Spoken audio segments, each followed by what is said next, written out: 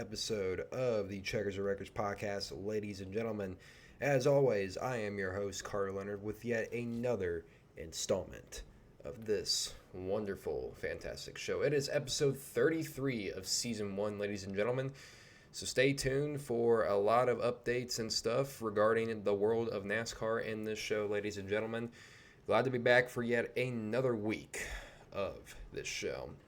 If you do hear some background noise, it is currently storming as loud as it can be right now. So if you hear any like wish-washing noise or anything on the lines of that, just wanted to give you guys the update that it is raining pretty hard where I'm at right now. So yeah, just wanted to give you guys the FYI. But with all that being said, ladies and gentlemen, let's get into the beginning portion of the show. And we always start every episode with the weekend recap.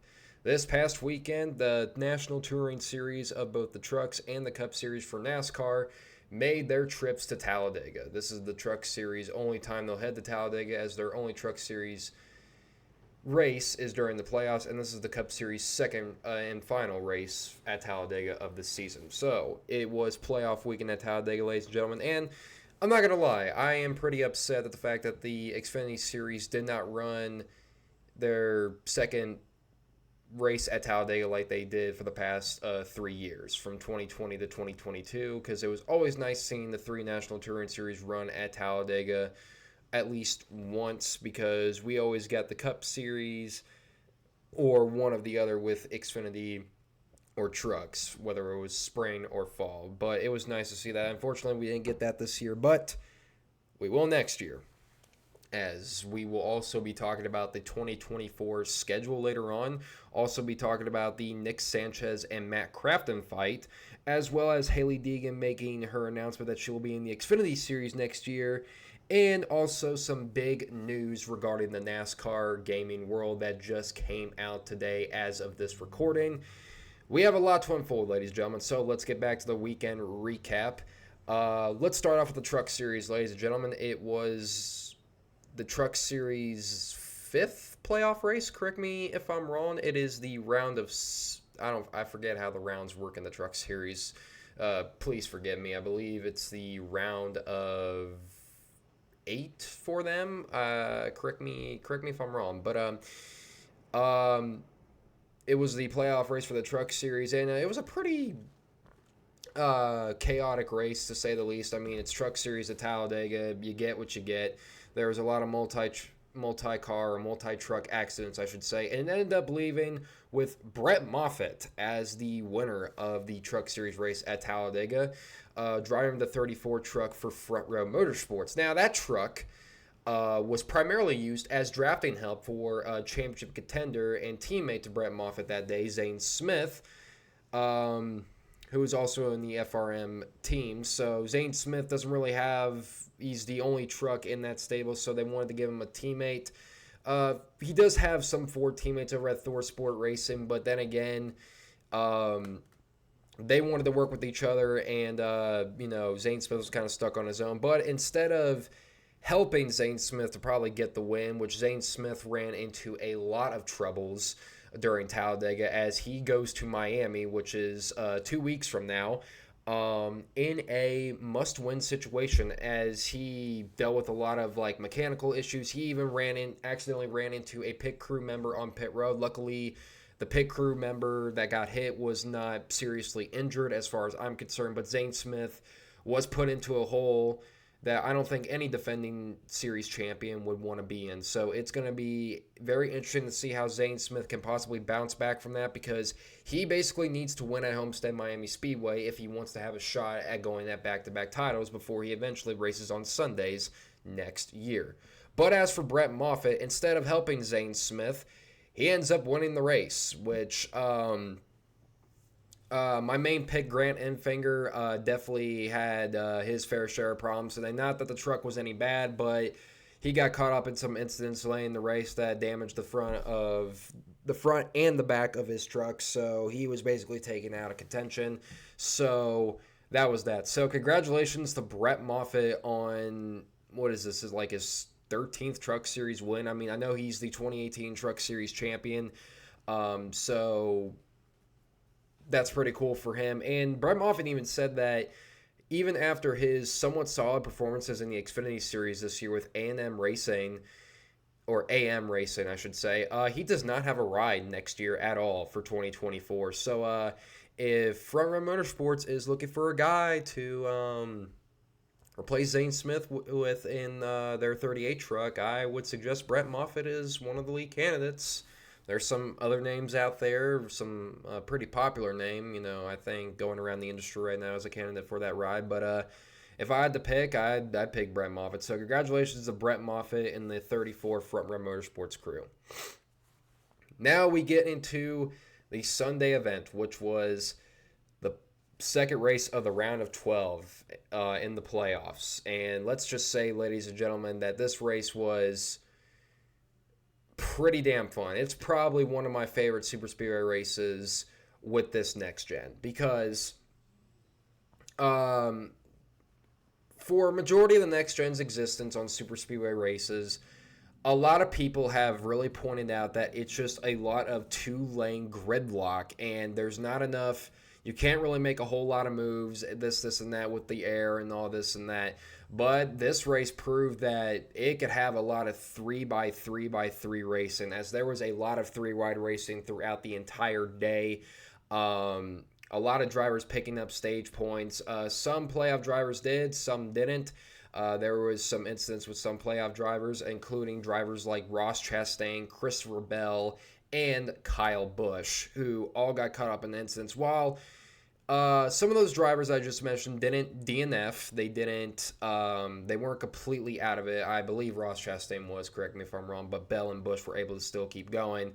Those drivers have all put themselves, I believe, underneath the cut line and are indeed for some points going into the round of 12 race, elimination race at the Charlotte Roval this upcoming weekend.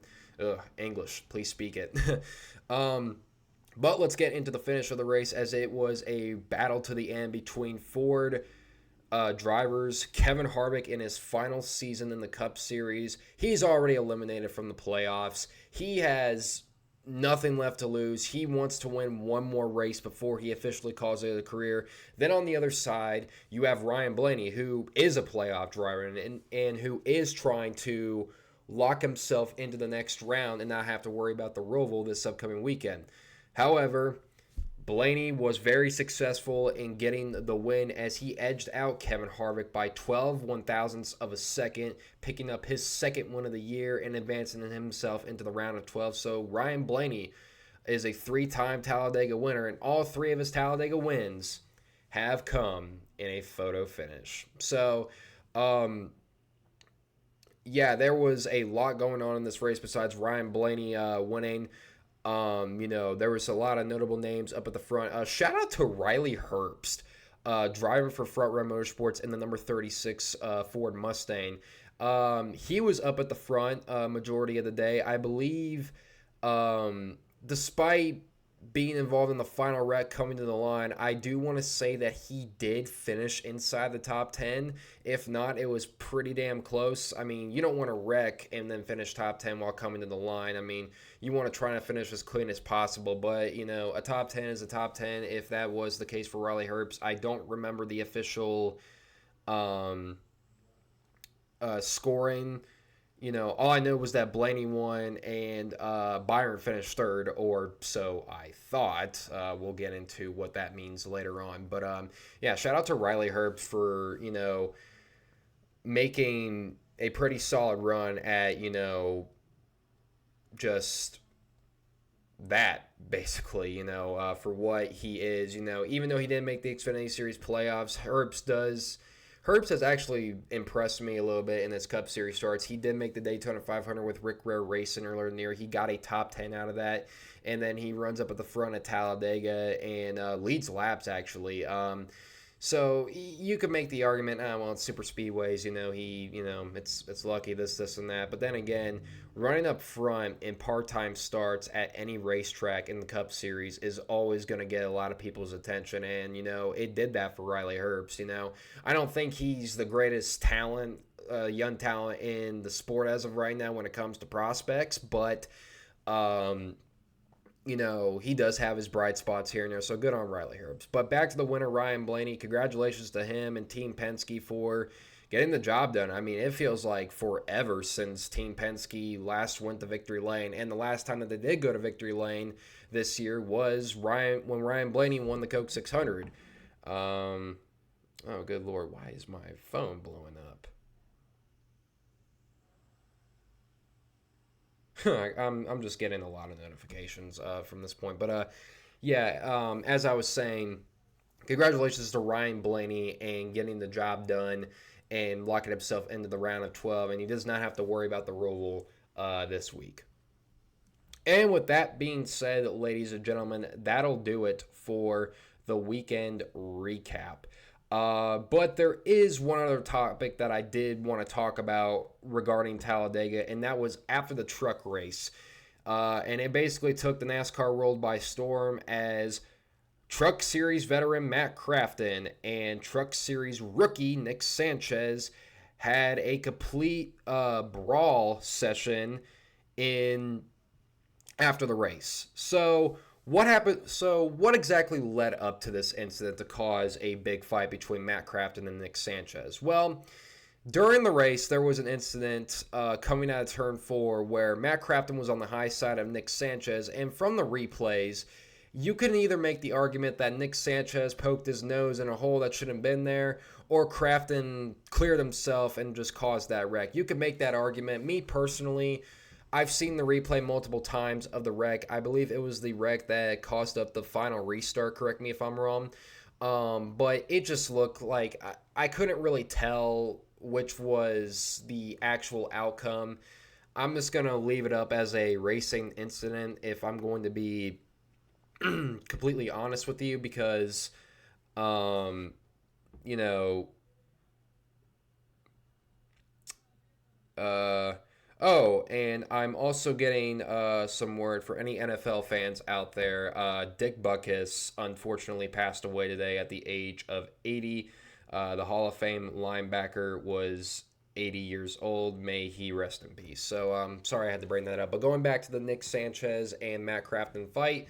So who exactly started this fight exactly? And, there's two sides of the story, with any incident like this. So, if you believe Nick Sanchez's side of the story, it goes like this. So, Nick Sanchez, after the race, after he did his post-race interviews, I think he finished like 6th or 7th in the race, correct me if I'm wrong, but he was walking back to his hauler, and while he was doing that, Matt Crafton came up behind him, tapped Sanchez on the shoulder, and when Nick turned around, Matt Crafton absolutely sucker punched him, and that's what started the fight. After the fight, Truck Series driver Corey Roper pulled Nick away from the fight, and Nick was saying, I'll effing kill you. You mess with the wrong guy, mother effer. Just all these wild and crazy things. And, Nick Sanchez had every right to be upset, because I'm not saying his story was true, but, if I was bleeding down my face after getting into a fight with someone, I would be pretty upset as well. But if you believe Matt Crafton's side of the story, it went like this. He did walk up to Nick Sanchez, tapped him on the shoulder, and then he tried to talk it out with Nick. And then, according to Crafton, Nick was sending some very big threats, and then that's what led up to the fight, and Crafton did punch him. I do believe that Crafton did throw the first punch, without a doubt. But when it comes to these two stories, I don't know which is true. I mean, I don't know which one is true because there's not enough video evidence. All the video evidence that we have was just the evidence that the fight even happened to begin with, where they're brawling out on the floor, crew members are trying to break it up, a driver trying to get another driver out of there, just that's all the evidence that we have. There are some eyewitness people out there, including Nick Sanchez's mom, who I believe did say it was the same thing that lines up to her son's story. You could make the argument, well, she's trying to defend her son, and she could possibly be that, or she could have said that, that story was true. But then again, I'm kind of mixed on this, to be honest, because we don't have enough evidence. All we know is that the fight just happened, and that's that. So, but earlier on Tuesday, NASCAR did issue penalties to both drivers. Matt Crafton has been fined $25,000, while Nick Sanchez was fined $5,000. So Matt Crafton was fined because I want to say he did start the fight. Believe it or not, that's what I think. And then Nick Sanchez, the reason why Sanchez was fined was because of the vulgar language that came out of him. Elton Sawyer and the senior vice president of competition, Elton Sawyer, came out and said that we do realize that Nick was in the heat of the moment. And let's be real, people. We have said some things in life after fights to people that we don't mean. Like, we just, it's the heat of the moment. I highly doubt Nick Sanchez wants Matt Crafton dead. I highly doubt that, but Ellen Sawyer did say that we just can't have that. It gives them a bad look, and it gives, the sport a bad look. And you know what? That's completely fair. Again, we understand. I completely understand that Nick was, completely upset, and it was in the heat of the moment. But it's just you can't do that. So, however, Matt Crafton, if the sucker punch story is true, I'm sorry.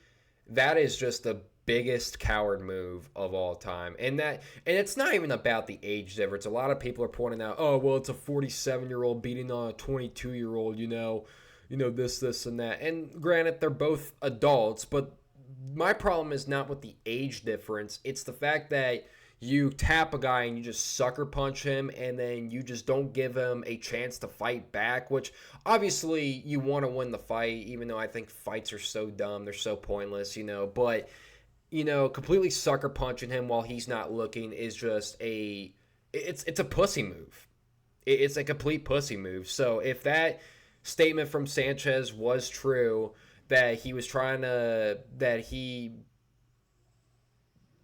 said that Matt Crafton caught him off guard and just started beating him to the pulp, then yeah, I don't agree with that move at all, and that's just a coward move, and it's not a good look for Crafton. So, despite all of that, I hope that we completely move forward from this, and we don't have any more problems between these two drivers, because both drivers are well respected amongst, for what they are in the Truck Series. Matt Crafton, obviously a 3-time Truck Series champion. And then you have Nick Sanchez, who is a rising star in the sport of NASCAR and one of the top prospects in our sport. So, two polar opposite drivers, but they're both in the same series, both adults. And, Matt Crafton is just trying to finish out the year, while Nick Sanchez, as of right now, is competing for a championship 4 spot in the Truck Series. As I'm looking at the Truck Series point standings as of right now, he sits above the cut line. So if Nick Sanchez, not even win, but if he just stays out of trouble and just collects enough points at Homestead Miami Speedway, which is the next Truck Series race before, they decide their championship at Phoenix, he pretty much is going to make the championship 4 in his first season. If that's not impressive despite not winning a race, then I don't know what is. So someone is going to sign Nick Sanchez, because, he's a good driver. So that's all I got to say about the Matt Crafton and Nick Sanchez fight. Really didn't expect that. I mean, Nick Sanchez, he came out of that fight all bloody, and I remember when I first saw the picture of Nick Sanchez after the fight, I'm just like, oh my God, did someone stab him or something? Did someone have a pocket knife on them? Goodness gracious, dude, what the hell is that all about? So yeah, hopefully both sides can move forward from this and we don't have any more problems like this. Obviously fights in NASCAR are tolerated, but there's just times where either one side or both sides can take it a little too far. So yeah. But with all that being said, ladies and gentlemen, let's move on to the next topic of the show as we hit the 20-minute mark of this episode. And that is, hallelujah, ladies and gentlemen. And no, I'm not talking about Dean Thompson. I'm talking about the 2024 NASCAR schedule has finally released, ladies and gentlemen. After weeks and even months of anticipation. We finally know what the 2024 schedule is going to look like, and there is a decent amount of changes. Some of them are good, some of them not so much. So, what I am going to do is, at this point of the show, we are going to go through the whole entire Cup Series schedule, and we are going to look at every single race, and we're going to also look at some of the changes and talk about them as we go along. So, obviously, on February 4th next year, it is the Clash at the LA Coliseum. Obviously, it's been a really successful event for the past 2 years, and, I'm glad it's not being a points race as it was rumored of like a couple months ago. So, I'm glad they're keeping it as that. When it comes to exhibition races, they're meant to be special. So, I'm glad that the Clash is staying at the Coliseum. Then February 15th starts off Speed Weeks. We have the Daytona Duels. And then February 18th is the 66th running of the Great American Race, the Daytona 500. That'll be on February 18th. And then we come to the first big change of the season, and that is the race the following week, and that is Atlanta Motor Speedway will be the second race of the season next year. So we are starting off the season with two super speedway style races. I'm gonna keep it real. I don't know if I like this. Now, I don't have a problem with New Atlanta as a track as a whole. I don't have a problem with super speedway racing in general. But the thing about it is that we don't necessarily need it in the back-to-back weeks. But from what I'm hearing is that NASCAR understands that there's a lot of casual fans that will tune into the Daytona 500. Obviously, it's the biggest race of the year. Everybody is hearing about it. And then they'll just not watch the week after because the racing is not as exciting as it is in Daytona. So they're trying to see if they can carry that audience into the next week to a super speedway style race at Atlanta Motor Speedway. But even then, with the Atlanta Motor Speedway service kind of aging a bit, we'll start to see the packs kind of break up a bit. And that's what a lot of people are saying is when the surface eventually ages up and, like 4 or 5 years down the line, that the pack racing is not going to be there. It's going, it's going to be break up, maybe some small packs here and there. I don't know if that's going to happen next year exactly, but we'll just see. So, yeah, we're getting two super speedway style races to start out the year. I don't know about that. So, then next week, they head out to Las Vegas, and the week after Phoenix. And then March 17th, the week after Phoenix, is the first Bristol race of the year, which is back on concrete. After they announced that the Bristol dirt race will not be returning for 2024, they are going back to concrete. And it's basically the same day as it was when it was still concrete, which is basically early March to April. And this was the problem with the Bristol spring race, when it was still on concrete, was the fact that no one was showing up. And that's because, the weather in Tennessee, which I haven't been there in March and April before. I've only been there during summer months. I would imagine that the weather is not pleasant because, if you look at the history of the spring Bristol race when it comes to weather, there's always been a mention of rain. The last time I can remember that race did not have any sort of rain, it was completely dry and sunny, was the 2016. And that was like the only outlier that for like the past 10 years. So, again, I don't know if I agree with that, but, it's on there, so whatever. So a lot of people are happy to see the Food City 500 come back, nostalgia moment for everybody involved. But, just, I don't know. It's going to be interesting to see, if fans are going to show up for that event. So The following week, we return to Circuit of the Americas. Then Richmond will take the Easter date away from the Bristol Dirt Race, and however, it will be a Sunday night race. Now, there have been a lot of fans out there that are saying that they are not a big fan of NASCAR running on Easter. And you know what? That's understandable. Easter is meant to be spending times with family, this, and that. But, I don't make those decisions. I quite frankly don't care if there's a race on Easter or not.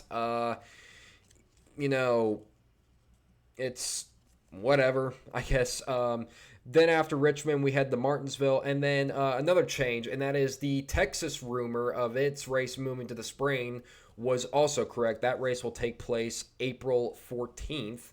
So Texas's one and only date will be out of the playoffs and moved to the spring. Then the following week is Talladega, then Dover, then Kansas, then Darlington. North Wilkesboro is back for the All-Star race, but this time it will have a repave when the Cup Series and Truck Series go back to that track for that weekend, which is May 18th through 19th. Then the following week you have the Coca-Cola 600, then you go to St. Louis, then you go to Sonoma, which that will end the Fox portion of the season. And then June 16th, we are getting a new oval on the NASCAR Cup Series schedule, ladies and gentlemen, and Iowa Speedway will host its first ever NASCAR Cup Series race. And the day prior of that Cup race, the Xfinity Series race will return as well. This is a very exciting move to me because for as long as Iowa Speedway has been around, whether it's hosted Xfinity Series or truck races, a lot of people have asked, can we bring the Cup Series here and let's see how successful it is? Iowa Speedway has not only been pretty decently successful with NASCAR, but it's been really, really excelling in the IndyCar market, and I'm sure that they've wanted a Cup Series schedule for the longest time, or just NASCAR in general back on the schedule. So that's going to be really cool to see. That'll start the USA NBC Sports portion of the season. So yeah, can't wait to see how Iowa turns out. Now, a lot of people are excited because it's a new venue on the NASCAR Cup Series schedule, which, by the way, for me personally, I'm glad that the Cup Series is going to tracks that have been prolonged just for the Xfinity or Truck Series, like Nashville Superspeedway and Gateway, for example. They hosted lower division races, and then they eventually got Cup races, so you could officially add Iowa to this list. Now, the reason why Iowa is on this list for one specific reason is because for the past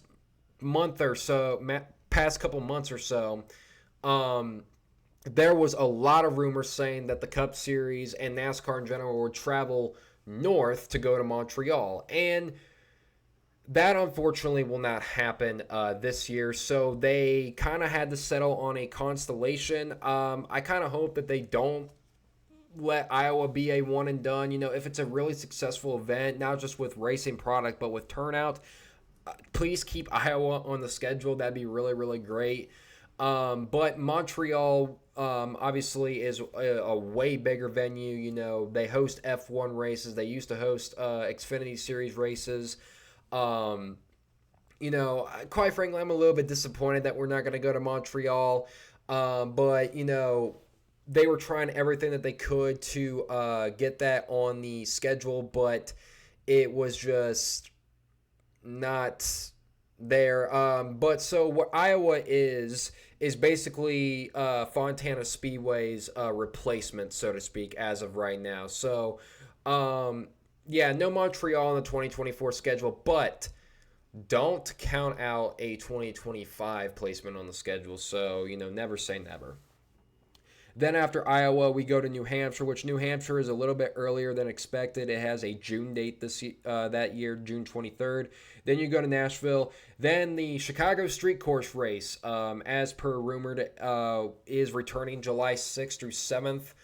That's basically the July 4th weekend race. So the Chicago Street Course, after its very, very impressive, successful somewhat run this year, it is returning, so that is great to see from Chicago and NASCAR. So then the following week we go to Pocono on July 14th, and then July 21st is the final race before the Olympic 2-week break, and that is the return of the Brickyard 400.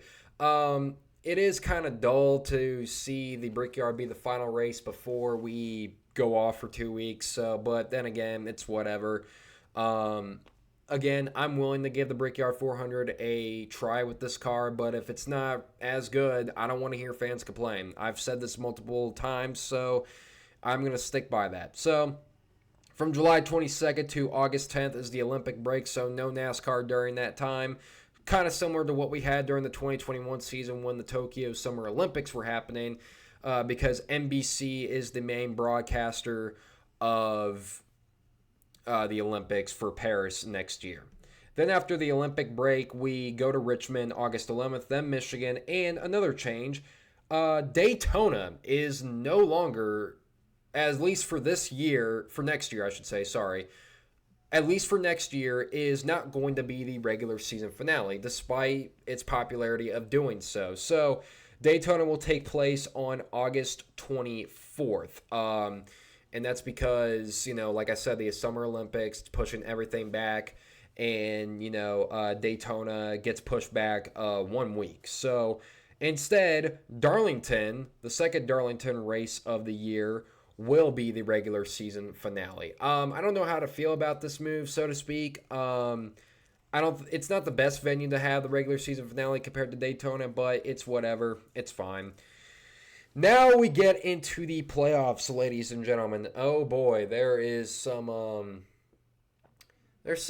pretty interesting changes here and there. So it was rumored that for the 2024 schedule that we might have another road course and another super speedway style race. Well, that rumor was true because the round of 16, the first race of the playoffs, September 8th, will be Atlanta Motor Speedway. Yeah, we're getting a super speedway race to start out the playoffs. And then the following week, September 15th, we had the Watkins Glen. And then staying the same as the elimination race in the round of 16 is Bristol on September 21st. The 21st night of September. But no, going back to the two races to start out the playoffs.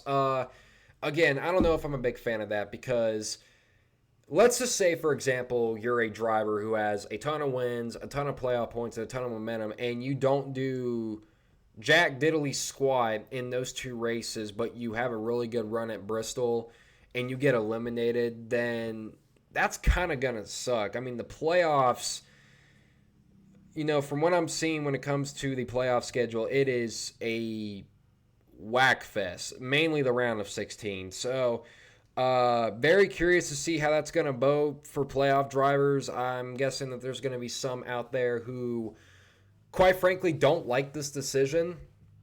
And you know what? Myself included. If you wanted to put it as like I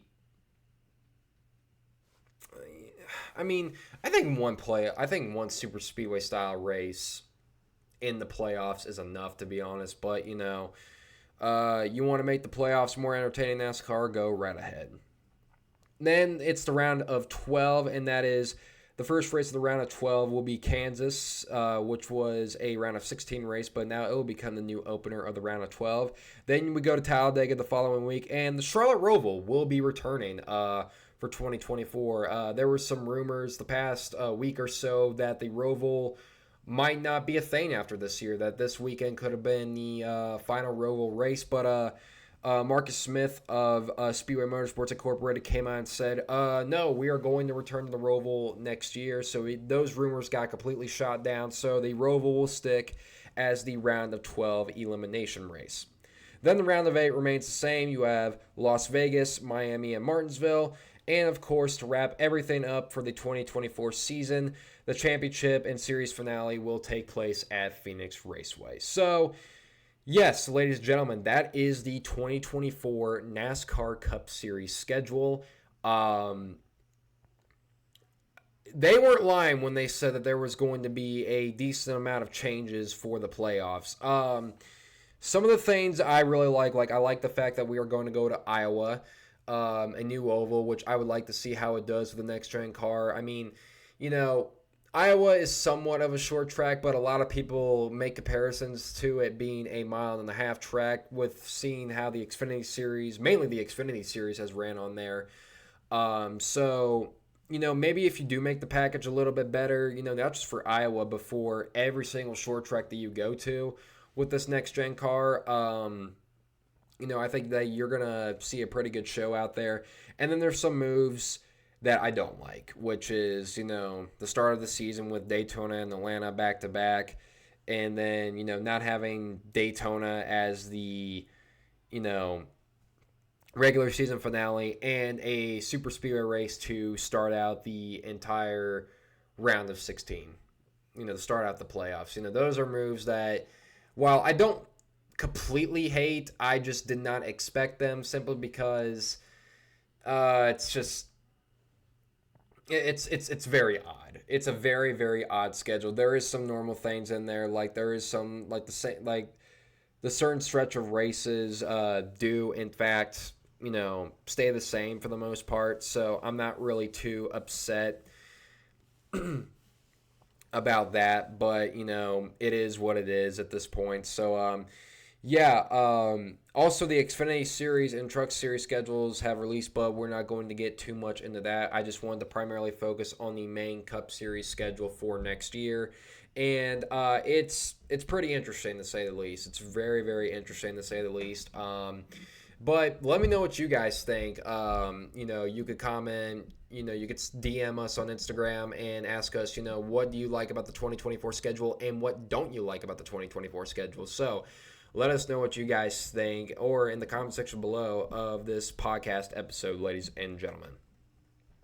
But with that being said, ladies and gentlemen, that'll do it for that segment of the show, as we have some silly season news in the NASCAR Xfinity Series. As today, it was announced that AM Racing has signed Hailie Deegan to a multi-year deal to drive the number 15 Ford Mustang for their Xfinity Series program in 2024. There was a lot of rumors as to when Hailie Deegan was probably going to be moved up to the Xfinity Series, and well, that move is going to unfold for 2024. Granted, AM Racing is not the best Xfinity Series team, not the best Xfinity Series team in the garage area. But Brett Moffitt, who currently drives for that team in the 25 car, has made that car into a very somewhat solid team. I don't know if that's just AM Racing improving, or that's just Brett Moffitt being completely underrated. But so this is a very interesting move, because Hailie Deegan's Truck Series time from 2021 to 2023, let's recap it real quick.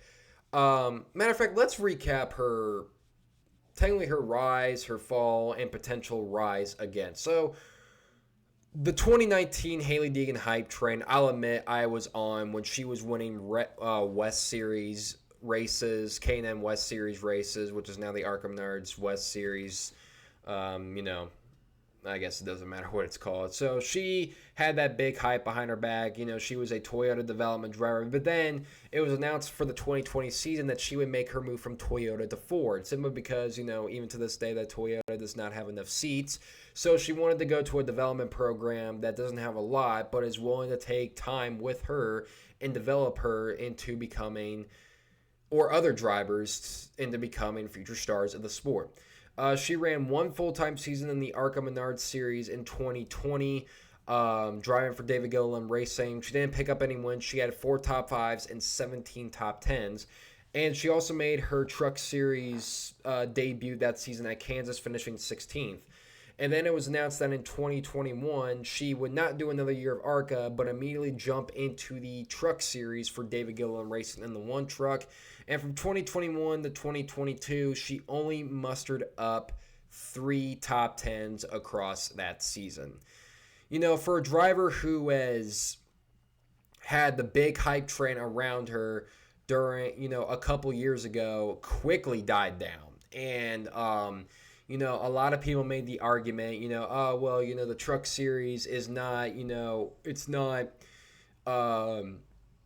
It's not the best development series, which I can agree to some extent, and she's not in the best team. And while David Gillen raced at the time, which is now Tricon Garage, which is probably the team to be in the truck series as of right now, that some of those cases could be true. But for the 2023 season, she would make her move from DGR to Thorsport, as Thorsport would switch back from Toyota to Ford, mainly because of Hailie Deegan, because she's a Ford development driver. And we all looked at this season as a season of, okay, no more excuses. She's in top equipment. This is her time to shine, And unfortunately, it has not been that way at all. So far, Hailie Deegan's stats with Thorsport Racing in her 2023 season look like this. So far, she has 0 wins, 0 top 5s, and 2 top 10s. So, from her stretch of the Truck Series from 2021 to 2023, she only has 5 career top 10s, no top 5s, and no wins. When it comes to prospects and, all that stuff, that is not good. Like, compared to other prospects, that is just simply not good. And I've tried giving Hailie Deegan the benefit of the doubt multiple times. And, I will agree that the Truck Series is not the best development series out there. There's some drivers, who don't like being in it. And, it's a rough and tumble series. And to some extent, that is true. But then again, you have guys like Zane Smith, Carson Hocevar, and Corey Heim who have found victory lane multiple times. Zane Smith is the defending Truck Series champion. Carson Hocevar and Corey Heim, they're looking like the championship favorites. And while they're out doing that, Hailie Deegan is not doing anything with a competitive team. She had Rich Lucius, who was Ben Rhodes' championship-winning crew chief in 2021, and then he left during the playoffs. Like when the playoffs started. So he reunited with Ben Rhodes, actually. I wanted to point that out. But, it seems like nothing was going well for Hailie Deegan. And, she just wanted to be out of the Truck Series as soon as possible. But then again, it's kind of a 50-50. It's, yes, the Truck Series is not a good development series. But also, Deegan has not shown any signs of improvement at all during that series.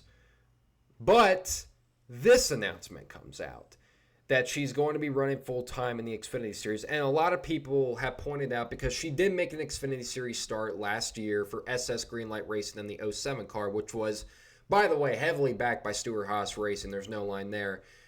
She did get a top 15 finish in her first start, finishing 13th at Las Vegas. For her first ever Xfinity Series start, that is definitely impressive. That's better than a lot of Xfinity Series regulars can say they got in their first start. So the question came up as if can Hailie Deegan perform better in the Xfinity Series than in the Truck Series? Because a lot of people have said that there are some drivers out there who didn't do well in trucks, went to Xfinity Series, and actually did well. And that is true. I mean, Harrison Burton is a good example as of that recently. He was at Kyle Busch Motorsports for the 2019 season, did not win a single race, gets moved up to the Xfinity Series for 2020. He wins 4 races in his rookie season and made the playoffs that year. So, that narrative of Hailie Deegan possibly performing better in the Xfinity Series compared to trucks, you know what? That could be true.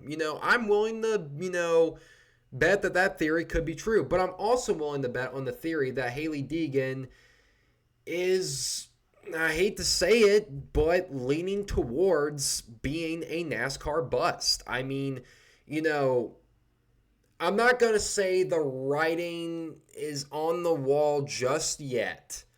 But like I said earlier, this is a multi-year deal. Now, I don't really expect her to do a whole lot in her first year in Xfinity, not because it's with AM Racing. I keep saying A&M. AM Racing, but also the fact that she's a rookie and she's trying to, get a grip of the Xfinity Series. But I did see the interview with her with Bob Hawkers at the NASCAR Hall of Fame. How she's had a lot of people within the industry, a lot of higher up individuals say, you need to get out of trucks and just go to Xfinity. You would have a lot of better time there. And you know what? To some extent, they may be right, and Haley Deegan may take that advice to the fullest, extent. Um, and I actually do want to see, not just Haley Deegan, but a female in NASCAR succeed, because we definitely have some females in the lower ranks who are capable of potentially being a decent talent. There's Haley Deegan. Tony Breidinger has shown some improvement in the, Arca Menard series. There's Katie Hettinger, who's a late model driver, who's doing some impressive things. There's Jade Evadissian in the Dirt Midget series. There's some there's some female drivers out there who could make a name for themselves, and I want to see a female succeed, and that includes Haley Deegan. I believe that there is some talent within Haley Deegan, but can she use that to her fullest extent, which she has not been doing for her 3 seasons in the Truck Series. Now, as mentioned before, this is a multi-year deal. So I will give Deegan a chance in the Xfinity Series. I want to see if the narrative of her doing well in Xfinity compared to trucks is true. And what also I find interesting about AM Racing is that I do believe, and this is just a theory out there, that they are going to get a decent amount of support from Ford Performance. And, Ford definitely has, a lot of holes when it comes to their prospect list. I mean, they just lost Zane Smith. Zane Smith went back to Chevy. And, we've all been looking, okay, well, who's going to be, when it comes to who could be a next potential Ford superstar, who's that going to be? Now, for Ford's Cup Series standards, their lineups are completely full, to say the least. I mean, they're good for the most part. I mean, you have guys like Ryan Blaney, Joey Logano, Brad Keselowski, Chris Buescher, who's came onto the scene. But then you have some guys who are kind of struggling here and there, like Austin Cindric and Harrison Burton. And, with Stewart-Haas Racing, they're getting Josh Berry. Ryan Preece is a year-to-year option for Stewart-Haas Racing. Chase Briscoe is pretty much the future of Stewart-Haas Racing. Eric Almirola might be retiring, and Cole Custer might jump back up to the Cup Series next year, as of recent rumors. So Ford is trying all that they can right now to make sure that their lineup across all 3 series is balanced for the most part. There's rumors of Riley Herbst leaving Stewart-Haas Racing and going someplace else. So Stewart-Haas Racing's Xfinity Series team might not exist next year, and AM Racing might be the primary focus when it comes to Ford developing talent in the Xfinity Series. So, also Haley Deegan, with her announcement, she did get some sponsorship announcement, as well as I'm trying to look at the sponsors and trying to read them off. Viva Seltzer, which is an alcoholic beverage, will come on to her car. It's a very nice looking paint scheme, I might add, as well as Airbox Purifier, I believe that is spelled right, which is basically a what is this company actually? Oh, it's an air conditioning company. Okay, so sorry about that, ladies and gentlemen. I was looking through my phone to see what exactly this company was and, what the companies were. I knew one of them was a seltzer alcohol drink. And since she's sponsored by that, I want to point something else out. She will still have a personal sponsorship with Monster Energy. So she's still technically a Monster Energy athlete, but it just won't be on the car because of contradicting, sponsorship, blah, blah, blah, blah, blah. But back to Haley Deegan for a second. Congratulations to her. I wish her the best of luck when it comes to her future and, what her career holds in, in stock cars. Like I said, I want to see a female succeed in the sport because, that would be really, really cool to see. But, the time is now for that to happen, and I think Deegan is going to have a decent opportunity to make that happen. I don't know if I highly doubt she's not going to. I highly doubt she's going to win any races next year, but she may sneak out some top 10s, top 15s here and there. Might make some impressive runs here and there. I'm going to keep my expectations to a minimum and say that Hailie Deegan will walk away 19th in Xfinity Series points. I'm going to be nice and say that she goes 19th in Xfinity Series points, which I think that's a reasonable, 19th or 20th, right around there. That's pretty reasonable to say the least. So, yeah, that'll do it for that part of this show, ladies and gentlemen, which has been there's been a lot of silly season craziness out there, so can't wait to see what the following weeks hold for other drivers out there in the lower divisions who don't have rides for next year, or some that do, or just they're waiting to announce it. Now, originally, that was going to be the final topic of the show, ladies and gentlemen, but it was announced earlier today, and so I was in class when this announcement happened, and let me tell you guys, when it comes to NASCAR video game news, I don't really smile about it a whole lot because there really hasn't been a reason to smile about anything as of late. But this news earlier today gave me the biggest smile imaginable as it was announced that iRacing has acquired the NASCAR video game license. Ladies and gentlemen, I am holding my hands up in the air as I say this. We are free from motorsports games. We are free. No more. We are going to have a somewhat potential good NASCAR video game product in the coming years, ladies and gentlemen. It is I can't tell you how excited I am. iRacing, obviously, everybody knows it. It's the number one racing simulator for any sort of motorsport out there. And now they have acquired the exclusive NASCAR video game rights. That is just absolutely amazing to me. However, the video game won't come until 2025. But then again, I'm not necessarily upset by that by any means necessary, because this gives iRacing time to perfect this, to make this game as good as possible. Now, I'm not saying it's going to be like some NASCAR Thunder 2004 or anything like that, but iRacing came out with the announcement and said that we're going to try to give you everything that you have ever wanted in a NASCAR video game. And quite frankly, that can mean a lot of things. I mean, what does that mean? The 3 National Touring Series possibly, good physics, good game mechanics, all of the above. So, it says that together with iRacing, we're set to deliver a brand new NASCAR simulation-style console game in 2025 with everything you've been asking for. Every driver, every track, every feeling, everything. Ladies and gentlemen, this gives me some hope. This is the way that we need to go.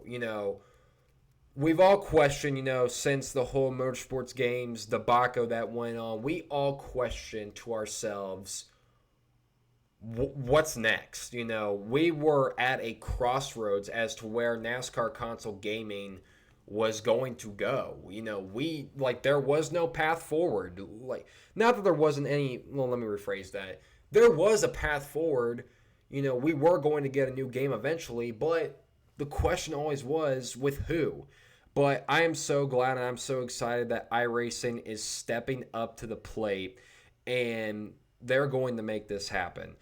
So in the future, to all Xbox, PlayStation, Nintendo Switch, and PC gamers, you will be racing a NASCAR game that's an iRacing product. Now, I don't know if they're going to make it exactly like iRacing. I highly doubt that. But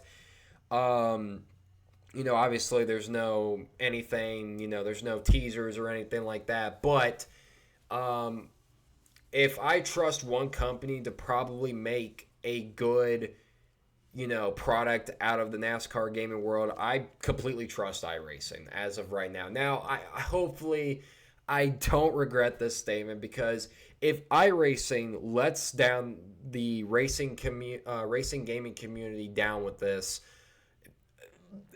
it would be a complete disappointment. It would be probably one of the biggest disappointments in NASCAR gaming history. So I am hoping and I am praying to the Lord above that that is not the case, and I hope that we get a quality NASCAR game in the future. So this is very exciting news, ladies and gentlemen. Rest in piss, motorsports games, El Bozo, El Ratio, you will not be missed, etc., etc., etc.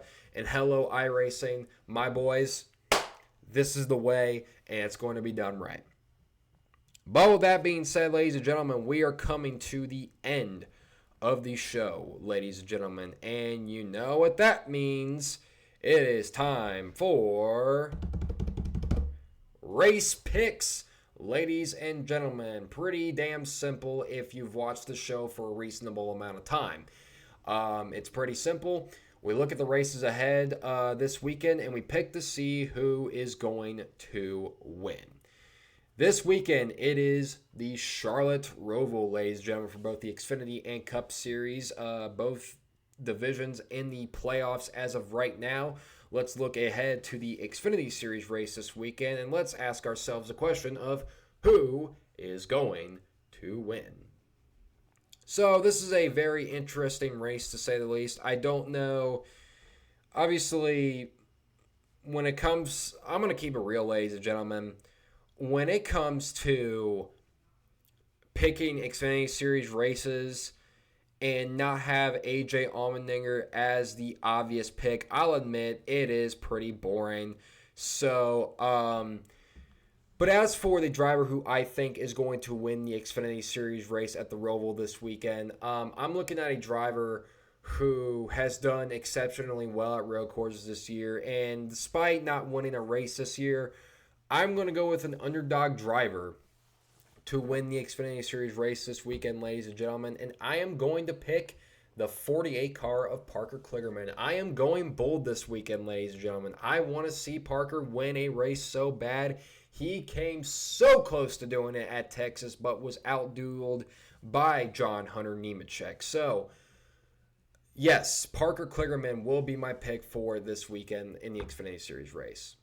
Now we get into the Cup race, ladies and gentlemen. Before we get into my actual pick on as to who I have winning, let's look at the round of 12 cutoff line, ladies and gentlemen, as it's a pretty interesting one, to say the least. Right now, for the playoffs, when it comes to the round of 12, 2 points below the cut line is Tyler Reddick. 9 points below the cut line for him is his teammate Bubba Wallace. Ross Chastain is 10 points below the cut line, and all the way down to 12th is two-time champion himself, Kyle Busch, who needs to win this race if he wants to make it to the round of 12. He can sweep all the stages and get as much points as he wants, but if he does not walk away with the win, he is done. And quite frankly, the playoffs have been not just the playoffs, but the second half of the season for Kyle Busch after at the second Atlanta race, which was where he ended his run of 7 straight top 10 finishes, has just been a big disappointment. I mean, like literally from DNFs to underperforming finishes, this, and that. He did make it out of the round of 16, and I will say that it has been a better year for him compared to last year. I didn't expect him to win the title this year, but I just expected him to have a building year. So far, his stats for this year have been 3 wins, 8 top 5s, and 15 top 10s. For his first year at RCR, I would say it's been a pretty solid one for the most part. But a lot of people are asking me, well, why are you talking about Kyle Busch a lot as of late? Why are you being a homer as of much? Well, the reason why I talk about Kyle Busch in this current predicament as of right now is because he had a really, really strong start to the season, and then it just kind of plateaued in the second half. So it was kind of really shocking to me. But Out of those 4 drivers, I think the driver with the best opportunity to make it into the round of 8 would have to be Tyler Reddick. I mean, Reddick has literally become one of the best, if not the best, road course racer as of late. I mean, so far, Tyler Reddick has 5 career Cup Series wins, and 3 of those have come at road courses. His first win of the year this year came at a road course at Circuit of the Americas. He could be an underdog pick to win this weekend, which he doesn't necessarily have to win this weekend, but if he gains enough stage points and he just stays out of trouble and finishes pretty solid, Tyler Reddick will be in the round of 8. Unfortunately, I can't really say the same for Bubba Wallace, as that team has definitely struggled on road courses this year. Ross Chastain, I would love to put him in the round of 8. I actually did have him in my round of 12 elimination prediction because although he did win a race this year at Nashville, he's had some bright spots here and there. Ever since that Nashville win, it's just been not great. Like, it's not been the consistent Ross Chastain that we were so accustomed to just a year ago. Like, Chastain's stats last year were 2 wins, 14 top 5s, and 20 top 10s, I believe. This year, Ross Chastain's stats are, if I can only find them, are this. They are 1 win, 8 top 5s, 11 top 10s. He does have 5 stage wins, though. So he definitely has a decent amount of playoff points, but he is going to need to earn some more or potentially win the race if he wants to see any shot of the round of 8. But with all that being said, let's get into my actual pick of who I think will win at the Charlotte Roval this weekend. Do I go for a driver who is locked in already but just wants to win another race just to show the other competitors out there, hey, I'm the favorite as of right now, deal with it? Do I go with a driver who is in a good point situation but just wants to win just to do it? Or do I go with a driver below the cut line and, see where that goes from there? I'm going to go with curtain number 1 and pick the first part that I had. And I believe that William Byron will pick up his 7th win of the year. He will win 2 out of the 3 round of 12 races because I believe William Byron's momentum in the round of 12 as of right now is definitely very, very solid, to say the least. As of right now, he did win at Texas despite, getting lucky. He did finish 3rd at Talladega, but then finished 2nd after it was revealed that Kevin Harvick got penalized for missing bolts on the windshield, which ended up disqualifying him from the race. So he still got a top 5 out of that. So why not keep the momentum going? But this time he gets his 7th win of the year. And yeah, those are my picks this weekend, ladies and gentlemen. I have Parker Kligerman winning the Xfinity Series race at the Charlotte Roval, and for the Cup race at the same racetrack, I have William Byron winning. So it is a Chevy win weekend, ladies and gentlemen. So with all that being said, that'll do it for this week's episode of the Checkers or Records podcast, ladies and gentlemen. What a week it's been when it comes to certain news, silly season news, and gaming news as of late. So with that being said, ladies and gentlemen, that'll do it for this week. Thank you guys so much for watching the Checkers or Records podcast. I am your host, Carter Leonard, and I will see you guys next time as we preview the first round of 8 race at Las Vegas next week. As always, I am your host, Carter Leonard, and I will see you guys next time. Bye-bye.